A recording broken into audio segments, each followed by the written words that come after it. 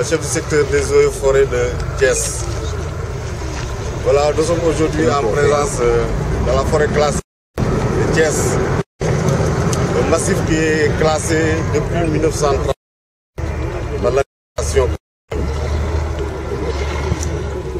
Donc, parmi les objectifs du classement de ce massif, figure donc en bonne place la protection des populations, la protection des établissements humains de la ville de Thiès.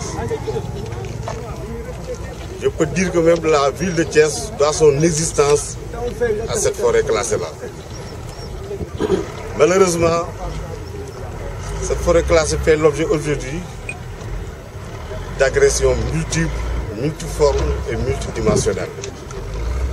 Particulièrement le dépôt d'ordures ménagères.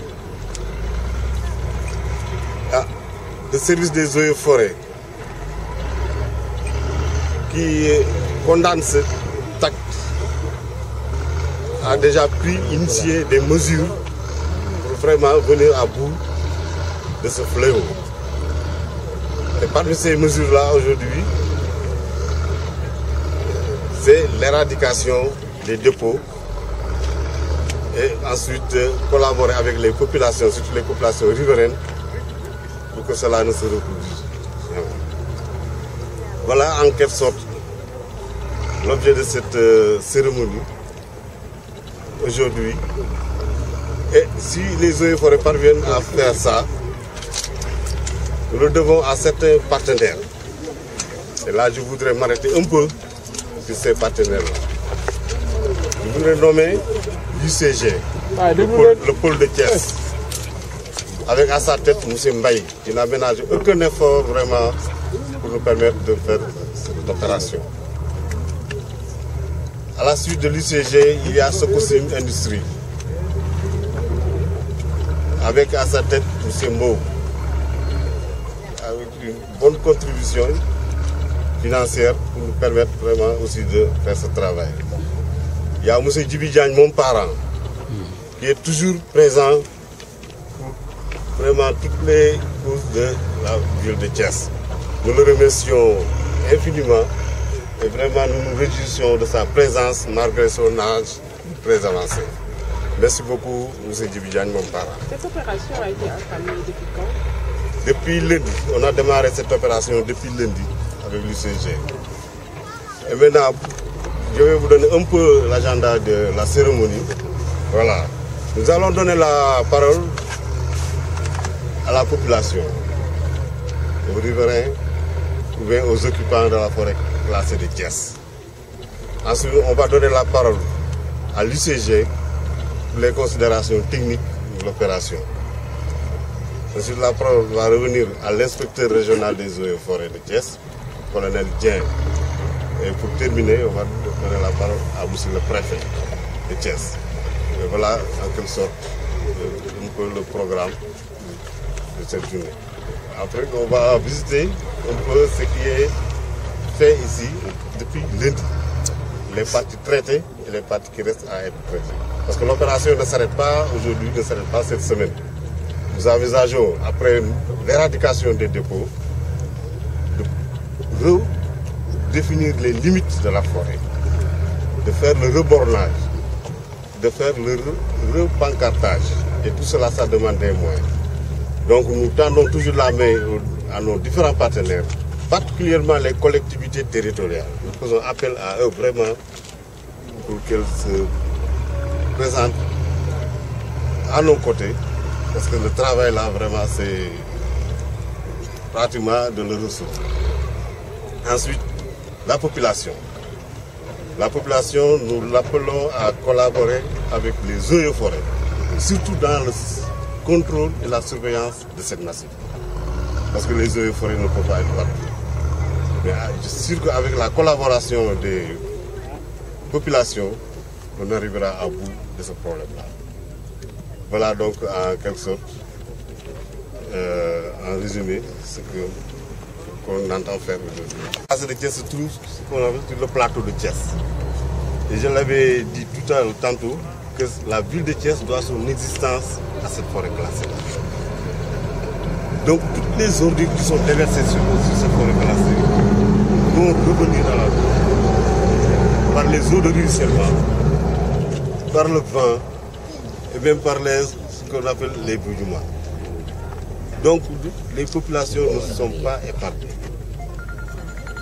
Et c'est un acte aussi délictueux qui est puni par la loi 98-03 qui porte le code forestier par une amende de 250 000 à 5 millions et d'une peine d'emprisonnement d'1 mois à 2 ans. Donc vous voyez que les eaux forêts vraiment ont pris au sérieux le dépôt des ordures au niveau de ces forêts classées là. forêt nuyu préfet ak moom parent la nuyu ñoom ñëpp daal Souleymane Diémé laa tudd man maay président Mbourkat extension di nekk ci biir forêt classée bi.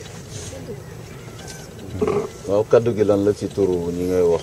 waaw kaddu gi mooy waa Eaux et Forêts dañu invité fii en tant que collectif ñu nekk ci forêt classée bi ak collectifu Dakar 2 bi ne dañuy nettoyer mbalit bi nekk ci biir forêt classée bi te ñun ñi nga xam ne ñoo occupé forêt bi war leen jàppale ci loolu ci ñu dindi ordures yi nekk ci biir forêt classée bi te ñun jàpp nañ ni mbalit bi ñun ñi dëkk à côté baaxut ci ñun day yàq day polluer nu mu tudd sax nature bi ba pare day yàq gàncax gi te ñun ñi mun ñu dëkk sans ay garab loolu moo waral ñun suñu taxawaay bi fii waaye dafa am leen loo xam ne tamit jaaxal nañ ci trop ndax fii ñuy def mbalit bi du waa koñ bi ñi fi dëkk ñoo ko fii tuur ci dëkk ba lay jógee parce que boo leen xoolee mbalit yi di ngeen xam ne ni ay camion ñoo ko fi sotti te waa dëkk bi amuñu ay camion ñuy def mbalit pour sotti ko fii ñun dinañ leen ci jàppale bu baax a baax beneen affaire bi may wax tamit mooy fii ñuy nettoyer nii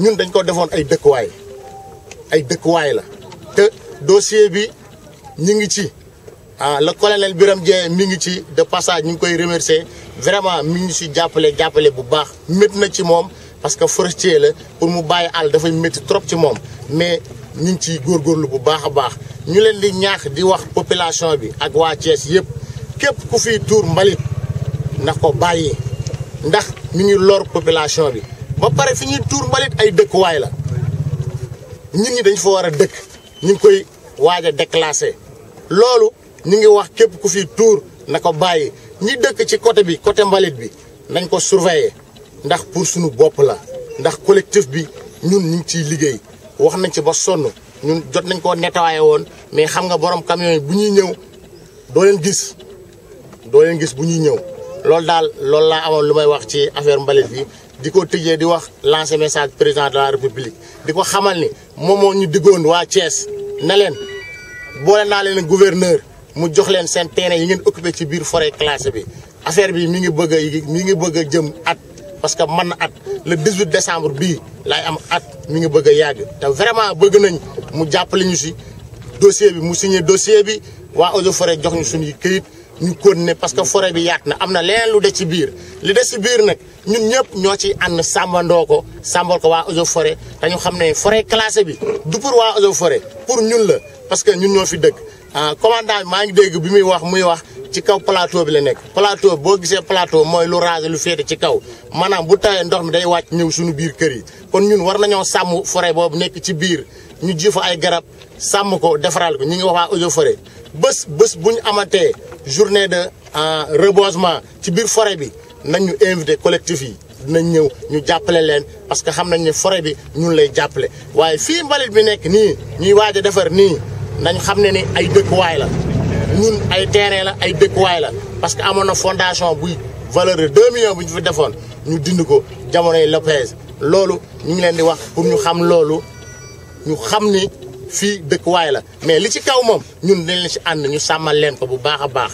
loolu xam collectif bi ñaata ngeen toll sax ñun suñu collectif bi plus de 2500 lañ ñaari collectif la collectif Mbourkat extension bi ma jiite ñu ngi ci 2500 et poussière beneen collectif bi 1300 et quelque la. beneen bi mooy ñan. mooy Dakar 2 bi. pour de Dakar 2 bi. merci. Voilà la raison pour laquelle après l'interpellation du service départemental des Eaux et Forêts, nous on a fait un état des pour évaluer les besoins de l'opération, pour les accompagner en appui technique et matériel. Quelle est la quantité d'eau à enlever et pour combien de temps? On l'a estimé à environ 3500 mètres cubes parce qu'on fait 35 rotations en moyenne par jour pendant 5 jours. Donc pour des camions de 20 mètres cubes de contenance, donc ça fait 3500 mètres cubes. C'est une grosse quantité. Une grosse quantité, voilà. Vous comptez enlever en combien de temps? En 5 jours. En 5 jours. Avez-vous tous les moyens matériels et humains pour faire face à ça? Oui, on a mobilisé une pelle mécanique 380 et 3 camions bennes de 20 mètres cubes.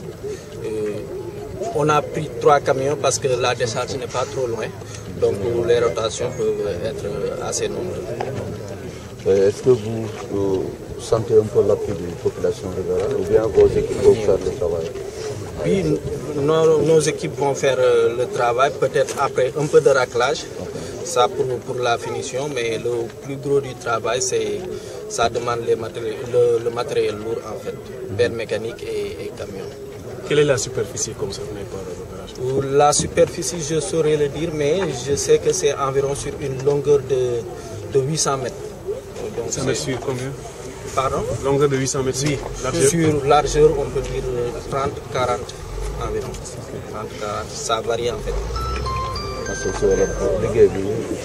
Régional UCG, du pôle Thiès.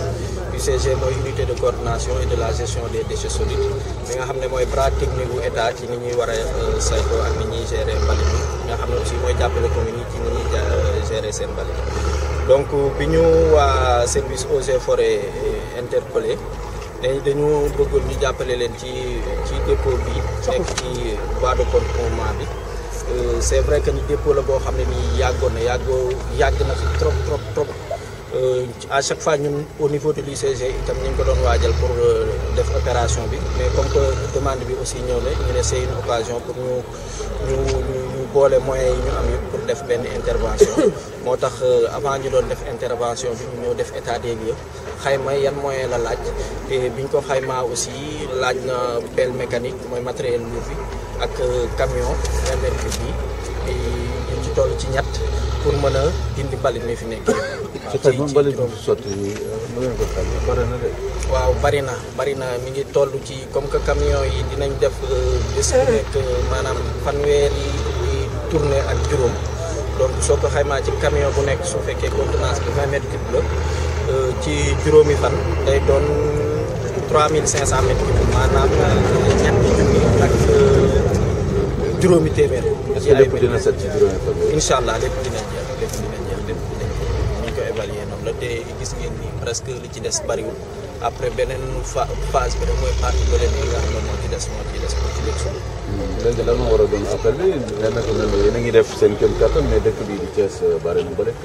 waaw Thiès nag bëri na mbalit te dafa doon secteur bu complexe te ni ñu yaakaaree ne gérer ko noonu la yombewul noonu parce que sooy xool mbalit fu nekk lay jóge fu nekk day produire mbalit te kenn nanguwut a dëkk ak moom donc ñun jéego yi ñu ciy def di accompagner communes yi par camion benn tasseuse yi ñu fi indi muy def collecte domiciliaire yi di jël mbalit yi ci kër yi c'est vrai que ni matalul fépp taux de polarisation bi ci taux de collecte bi fi ici au niveau de Thiès soo koy xayma mi ngi presque ci 30% ci ñun moyens yi ñuy indi donc leneen li ci des yëpp jàpp leen ni charrette yi ñoo koy jël di ko yóbbu te charrette yi ñoom seen bopp la ñuy liggéey pour l'instant wuñu organisation boo xam ne nii dinañ leen mën a xaymaal wax leen fii ngeen di sotti wala fële ngeen di sotti te loolu itam problème bi ci am mooy ak collectivité territoriale yi man dama leen di lancer un appel pour ñu toog xayma loolu yàgg nañ cee wax pour ñu choisir fu ci mel ni Thiès ay sites relais yoo xam ne nii dinañ fa mën a orienter charretier yi su boobaa dina tax ñoom dinañ xam ñoom fu ñuy tuur te itam du ñu def fu nekk rek ñu def fa dépôt sauvage Thiès soo xoolee instant bi ropp boo tourné presque di nga fa gis dépôt sauvage parce que charretier fu ko gën a yomb rek foofu lay tuur te ñoom itam mënuñu ñoo daw yenn distance yi décharge autorisée bi nekk Thiès mi ngi nekk fii te distance charrette bi ñu war a daw pour mën a efficace te seen liggéey du yàqu mooy 2 kilomètres te donc moo tax mbir mi xaw a jàpp. La préservation des forêts classées et sur instruction du directeur des eaux et forêts de Guadeloupe, nous avons demandé de mettre l'accent sur la protection des forêts périurbaines contre agression. L'inspection régionale des eaux et forêts de Thiès a élaboré un plan d'action décliné sur 3 étapes importantes. La première qui a consisté à régulariser certaines occupations. Ça me passe parce qu'on en parle tout à l'heure. C'est des occupations et sur instruction du président, obligé donc d'élaborer un programme de déplacement d'une partie de la forêt classée. C'est la première étape. La deuxième étape, c'est de permettre de servir des mises à demeure à certains auteurs d'occupation irrégulières.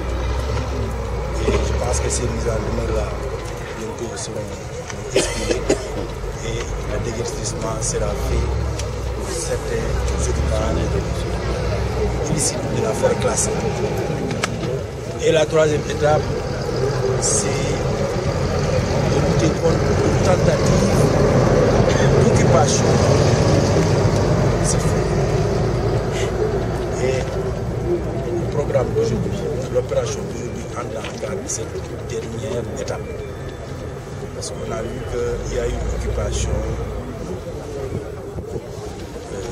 d'une part des forêts classées, d'une part des dépôts sauvages d'ordures. Et le service des eaux et forêts, avec l'appui bien sûr de certains de ses partenaires, a jugé nécessaire d'enlever tous ces ordures ménagères et aussi de les traiter avec l'appui du CG. On remercie au passage, mais aussi avec l'appui de Socosim Industrie et du Diagne Momba. Donc, cette étape nous permet vraiment d'éradiquer tout ce qui est dépôt sauvage d'ordures et aussi de sensibiliser les populations riveraines de cette forêt, mais aussi les collectivités territoriales de la ville de Thiès. Parce que toutes ces ordures nous viennent de la ville de Thiès. Il faudrait qu'on essaie de réfléchir ensemble avec les autorités administratives et les autorités locales, donc, pour trouver une solution pour la gestion de ces ordures ménagères de la ville de Thiès. Comment expliquer un peu une lutte contre l'agression de la forêt classée? Au même moment, certains adultes qui ont des parcelles dans cette forêt, quelle précision c'est? Voilà, c'est ça. Donc là, je disais que bon, certains disaient que parce que c'était des occupants irréguliers. Et lors du dernier du passage du chef de l'État l'année dernière, en 2018, il avait demandé, il avait instruit M.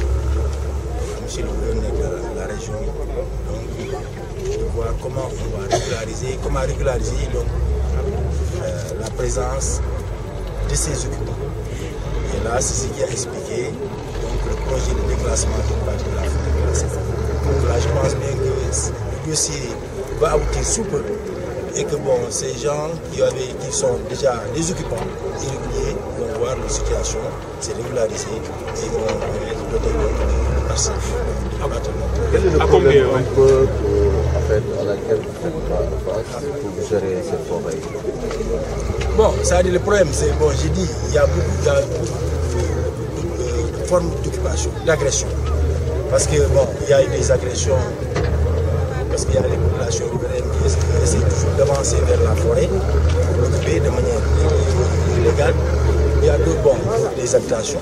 Là, je pense bien que ce problème-là est derrière nous parce qu'on l'a réglé pratiquement. Mais il y a d'autres gens qui l'occupent pour en faire des parcelles agricoles. Et là, je pense bien que ces gens-là, comme ils ne sont pas réguliers, ils seront déguerpis. Parce qu'il faut se laisser. Parce que c'est vrai, il y a toujours la réglementation qui peut permettre à certaines personnes d'occuper une partie de la forêt classée. Mais si ces gens-là n'ont aucun acte qui va leur permettre d'exister dans cette forêt, là aussi, je pense que nous sommes obligés de demander le développement et qu'on essaie vraiment de gérer cette forêt avec les populations riveraines. On puisse trouver un plan, dans le cadre d'un plan d'aménagement, essayer donc de reverdir cette forêt qui est indispensable pour la vie des populations de Thiès. À combien évaluez-vous le nombre de parcelles irrégulières? Non, le nombre de parcelles, je ne saurais le dire. Parce que bon, nous, on évalue sous forme de superficie. La superficie qui a été déjà occupée, c'était les 150 hectares. Et 150 hectares, réellement, la superficie est réellement occupée.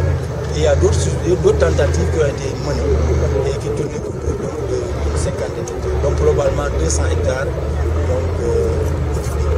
Et là, je pense bien qu'avec le programme de déclassement qui est supérieur à cette superficie, je pense que tous les ayants droit vont aussi développer et avoir aussi des espaces publics, des écoles, des dispensaires, etc.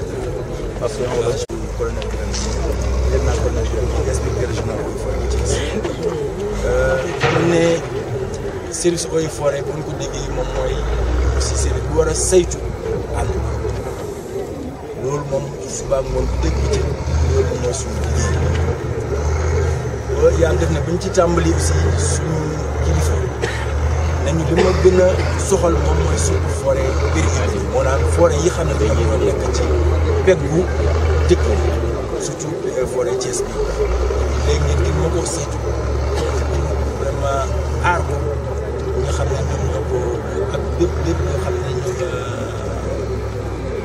jafe-jafe boobu muy am léegi bi ñu waxee loolu ñu xalaat bi ñu ci xalaatee ñoo xool ne léegi liggéey bi moom ko tëralee ci ñetti pàcc bu njëkk bi moom mooy ñi xam ne vraiment ñoom ñëw nañ ci forêt bi dëkk ñu ngi fi dëkk et ñu daal di aussi yëkkati seen kàddu dem ba ci président de la République ñaan ko pour léegi ñu régulariser leen seen situation léegi ñu ne kon léegi pàcc bu njëkk bi ñu ko jégleel régulariser ñi xam ne ñoom ñuy fóon ñu fi toogoon ñu régulariser comme ça ëllëg ñu am benn jafe-jafe bu nekk vraiment quartier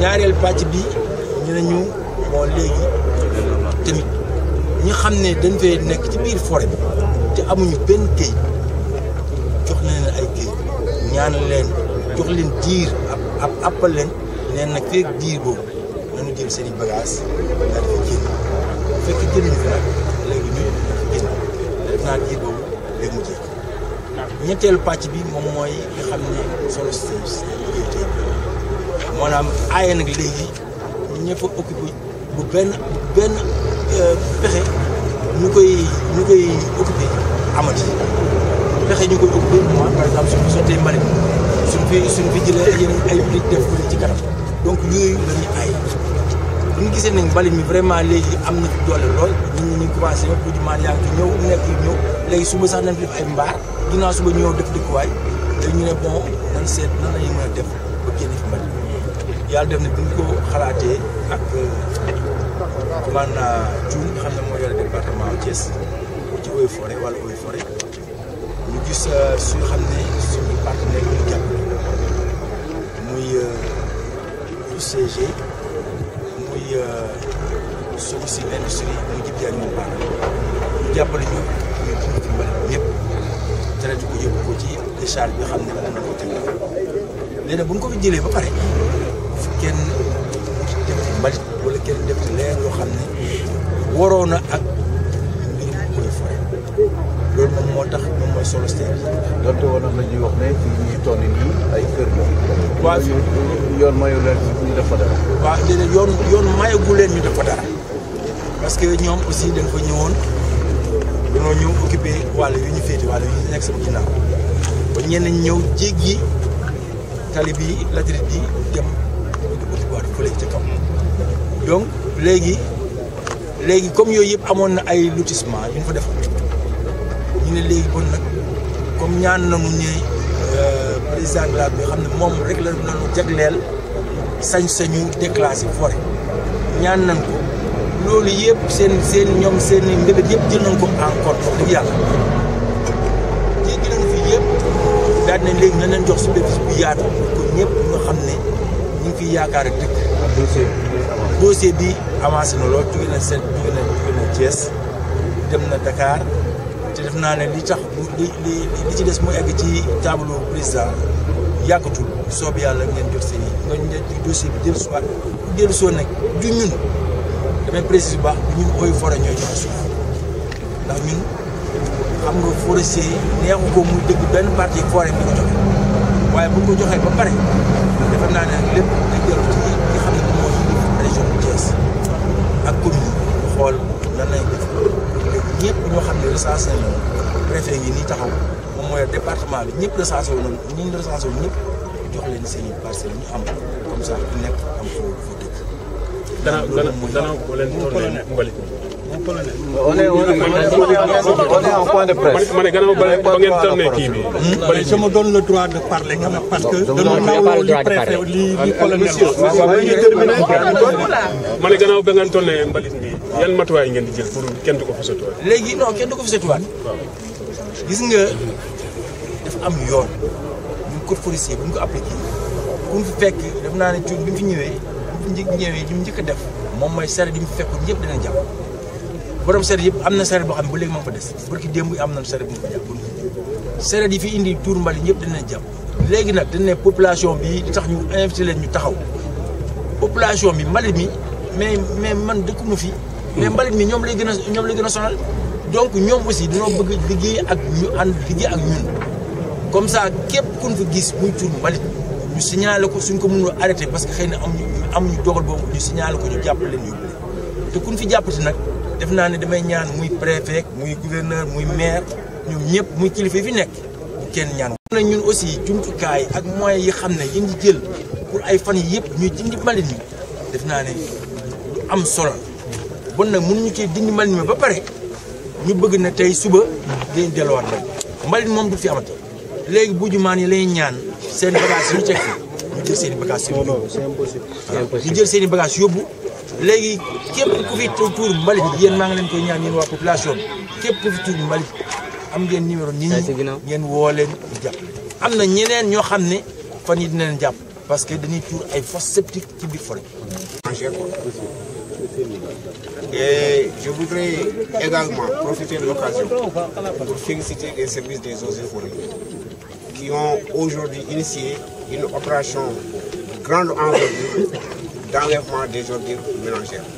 En partenariat bien sûr, en collaboration avec leurs partenaires, à savoir l'ICGE, que nous remercions au passage, Sokosim et Djibidjan, mon parent.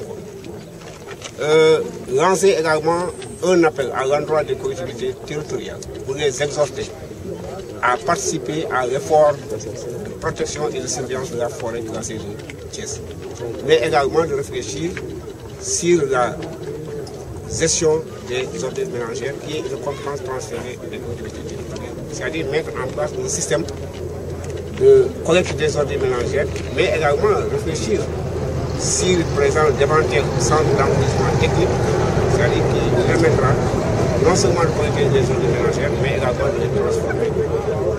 Et terminer par un appel à l'endroit de la population riveraine de la forêt classée, pour leur dire véritablement aujourd'hui que vous devez être des collaborateurs des services des Eaux et Forêts. Parce que comme on le dit, le commandant qui nous l'a exprimé, le rôle important de la forêt classée joue dans l'existence même de la ville de Thiès. Et aujourd'hui, ces dépôts d'ordures ménagères impactent sur l'écosystème. Donc c'est des comportements qu'il faudra véritablement lutter contre ces comportements.